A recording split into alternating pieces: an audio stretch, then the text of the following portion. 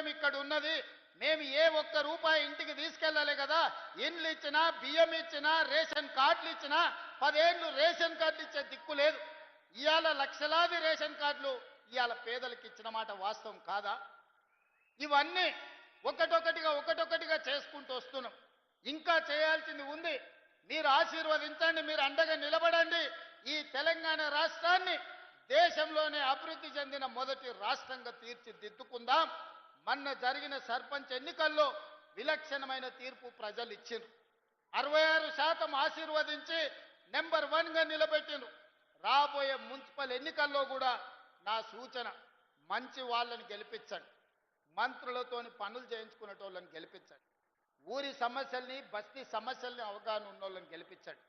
10 రూపాయలకు మనం ఓటేస్తే 100 రూపాయలు వాడు కొల్లగొడతాడు. అందుకే మనమంటే ఇష్టపడేటోడు, మన సమస్యల్ని పరిష్కరించటోని గెలిపించండి. నేను వాళ్ళని గెలిపించండి వీళ్ళని గెలిపించండి అని అనట్లేదు. ప్రజల ప్రభుత్వంతో కలిసి పనిచేసేటోళ్ళని గెలిపిస్తే మన ప్రాంత సమస్యలు పరిష్కారం అవుతాయి. తొందరలోనే మున్సిపల్ ఎన్నికలు జరుగుతున్నాయని టీవీలలో పేపర్లలో వస్తుంది.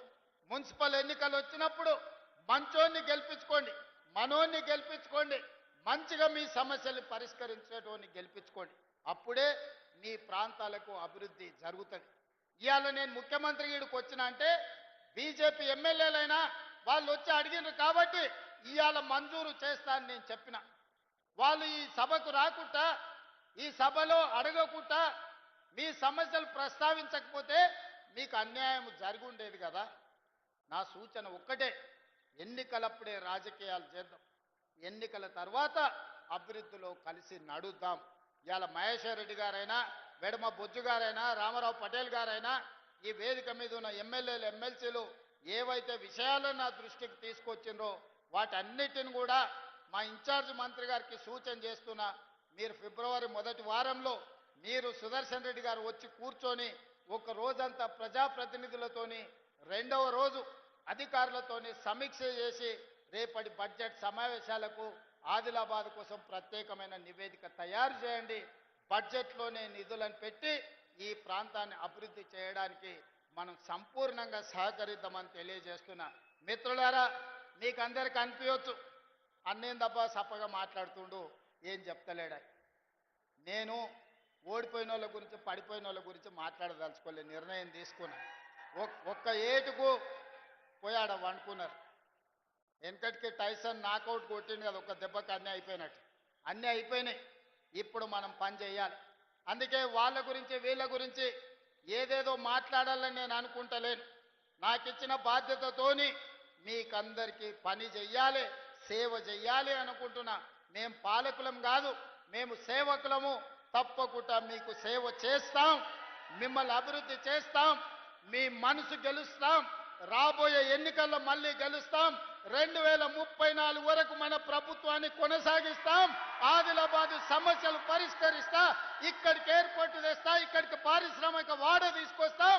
తుమ్మిడి హెట్టి దగ్గర గోదావరి జలాల కోసం ప్రాజెక్టు కట్టి ఆదిలాబాద్ను అభివృద్ధి చేద్దామని చేస్తూ మీ అందరి దగ్గర సెలవు తీసుకుంటున్నా.